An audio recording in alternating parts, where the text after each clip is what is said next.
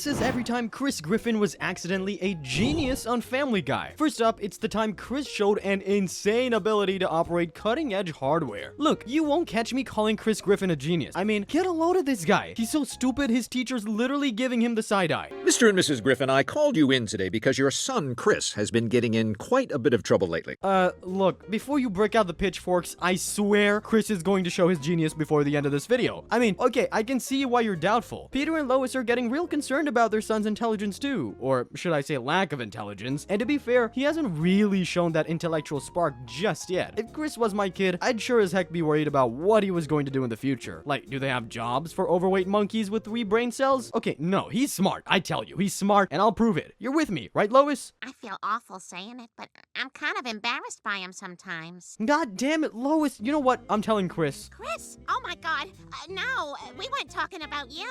Uh-huh, sure, a likely story.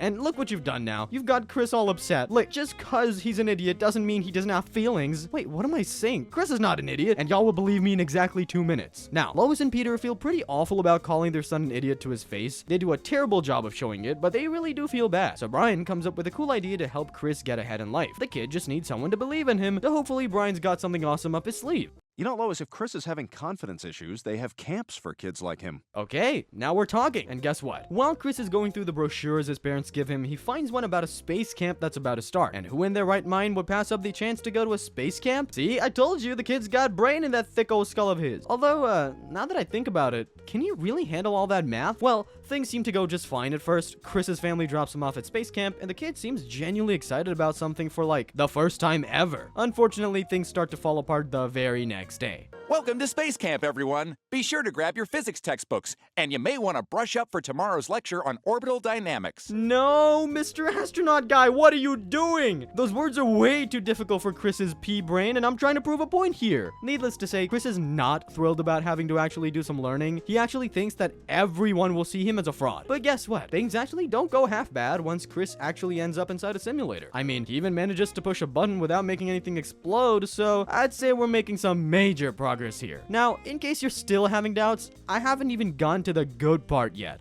Hello? Oh my god, Chris, what's wrong? Mom, I hate it here. I want to come home. I guess I shouldn't be surprised. Serves me right for thinking Chris could actually prove his intelligence for a change. Guess that's all gonna happen now is that he'll go home and stay stupid for the rest of his life. But before they leave, Chris gets to take them onto the space shuttle, where even Peter has to admit that Chris has done a decent job at getting smarter. Just when it seems like everything's about to wrap up, Stewie gets hypnotized by a big red button and starts the shuttle's launch sequence. Next thing you know, the Griffins are in space. Now, they're able to make contact with mission control, but just when they're about to get instructions for re-entry, Peter just rips the communication console out. That's when Chris steps in like an absolute boss. He remembers his space camp training and gets to work. In space camp, we learned about countering forward momentum with retro rockets. Chris pushes a couple of buttons and has the Griffins finally slowing down, but he's not done yet. The shuttle starts to spin out of control, and so we're gonna need some more Chris Griffin magic before the Griffins make it home safe. We have to reorient the retro rockets to counter the spin rotation. Chris somehow makes it to the control panel where he delivers the most badass line of all time. Chris, what are you doing? Saving our lives. And just like that, Chris brings a literal space shuttle down for a landing that's as smooth as butter. See? Told you he could be a genius at least some of the time. And it's not just science either. I mean, this other time Chris showed an amazing knack for the creative arts. It all starts when Peter's acting like a little baby on his birthday. He feels like he didn't amount to anything in life, and well, he's totally right. But on the bright side, at least he has a family who loves him. I mean, take a look at what Chris made him as a birthday present. Don't be depressed, Dad. Here, I made you a present. My God, it's good. Really good. No, for real though, I'm with Brian on this one. That is a genuine work of art right there, even though Peter is clearly not cultured enough to appreciate it. And it's a real shame too, because I feel like Chris's work could end up in an art gallery somewhere. Now, we're in the early seasons here, back when Chris was still a sweetheart and hadn't turned into a freak of nature just yet. So when he rushes out to give his dad the painting, it's hard not to feel for the kid. He even asks Peter if he'll put it up in his office, only for Peter to use it to cover up a broken window. But that's when a random stranger in the fancy car skids to a halt. The painting caught his eye, you see, and while no one knows it just now, things are about to get crazy. Now, Peter is a little confused at first when the stranger offers $1,000 for the painting. His tiny little brain can't even comprehend that someone would want to pay for Chris's painting. Fortunately, the stranger is able to clear things up. No. I mean that painting. I must have it for my gallery in Soho. I'll give you $5,000. What do you say? Holy cow, did this dude just offer a whole month's paycheck for one painting? That just goes to show that Chris has real talent. I'm not the sort of person to say I told you so, but I told you so. And things are just getting started. You see, that dude was none other than Antonio Monati. Wait, who is Antonio Monati again? Ho, ho, ho.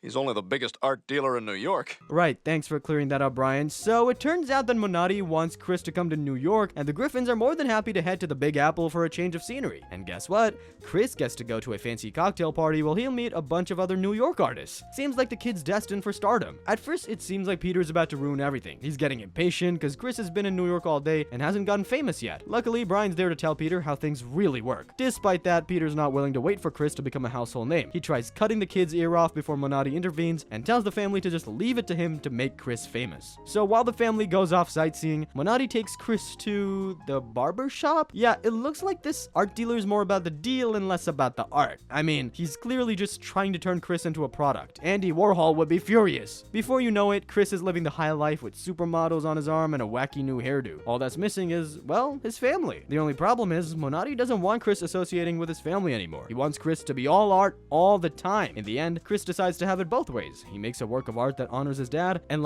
shows what he'd look like as a cat, I guess. Crowd hates it, but honestly, it looks like something Warhol himself would have done. I still think this is another mark in the Chris is a genius column.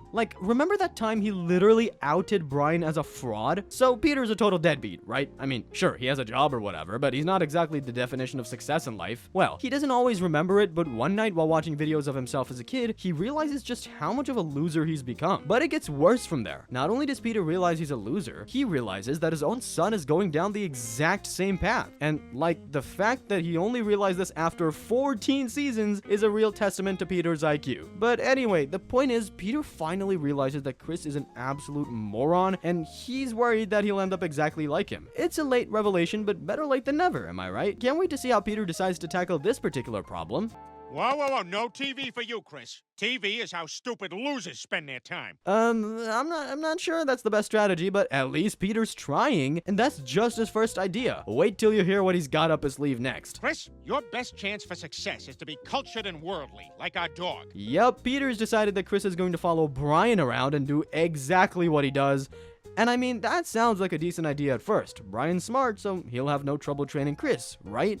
Well, Brian's initial attempts to inject some culture into Chris's rather tiny brain aren't very successful, but just when you think he's failed, the impossible happens. Chris actually manages to solve an equation. I mean, it kind of looks like a big old scribble to me, but what do I know? Looks like Brian actually succeeded. However, this success turns out to be a bit of a double-edged sword. Brian and I have been having a blast. First we went to a symphony, then we saw a small independent play with real smoking in it. Oh no, it looks like Chris didn't just get the smarts from Brian, he got the pretentiousness too. Now, I know what y'all are thinking. Clearly, this means that Chris isn't as smart as I think he is, right? Wrong. Well, at first, Chris acts like a bit of a douchebag when his dad makes him a mug, but hey, that's exactly how Peter acted when Chris made him that painting, so I don't feel too bad for him. And besides, Chris very quickly realizes just how pretentious Brian is. Like the next time they go to a book club meeting, he realized that Brian hasn't really read any of the books he's talking about. He's just pretending to have read them for clout. Brian, what the hell are you talking about? You clearly haven't read either of those books. I can't believe you. I thought you were this worldly, sophisticated guy, but you're just a fraud. Yikes, Brian really got shown what's what, and honestly, this further confirms that Chris is a secret genius. You see, it's not just about reading books and knowing how to operate a rocket ship, it's also about having emotional intelligence, which Chris definitely seems to have in spades. And if you're still not convinced, Chris has shown some serious aptitude in all sorts of fields, case in point, chemistry. So, just for context, Peter and Lois used to be in this hippy-dippy band back in the day. Yep, turns out they have some actual talent, so I guess it makes sense that their son is an artistic mastermind. But the thing is, they kind of lost their talent somewhere along the way. But when they find out about a local talent show, they decide to remember the good old days. Hell, they even think they have a chance of winning the dang challenge. I mean, they're clearly delusional, but who am I to burst their bubble? Unfortunately, Peter and Lois are super rusty when it comes to their instruments. Anything they try to create just comes out sounding like garbled static from a detuned radio. Wait, will anyone even get that reference? Skibbity toilet. The point is, Lois and Peter need some inspiration, and they find a bit of it in Brian's cigar box. Now, it mostly just gives them the munchies, but at least they're having a good time, and who knows,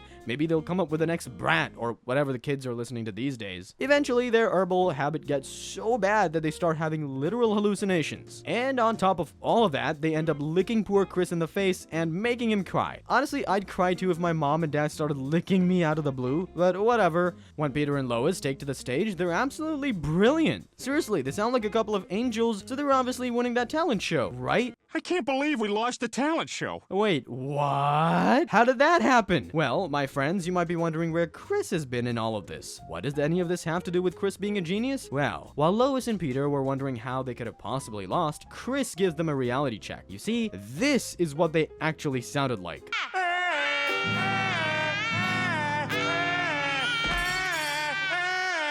Yikes. Now, Chris isn't a genius for pointing this out. He really shows his smarts by schooling Lois and Peter on what the devil's lettuce actually does to your brain. It doesn't really give you the inspiration you think it does. Instead, well, why don't I just let Chris take it from here? The chief ingredient in marijuana is THC, a mild form of acid. Chris goes on about the adverse effects of the herb, but I won't bore you with the details. Point is, Chris was literally smarter than his parents here, which should count for something. Like, that's some serious knowledge of chemistry right there. And to round things off, why don't we take a look at a short example of his genius in the realm of physics for good measure. So I'll skip the preamble here and just say that Peter stuck a note to the top of a greased flagpole, a note that Lois really needs to get her hands on. So how are they going to climb if it's literally too slippery to climb? Don't worry, Meg. We've been studying fulcrums in school. You simply have to counterbalance the weight at the point where the lever pivots, like so. Now that's what I call a Chris Griffin moment. Somehow, combining sheer intellect with pure unadulterated stupidity. Never change, Chris.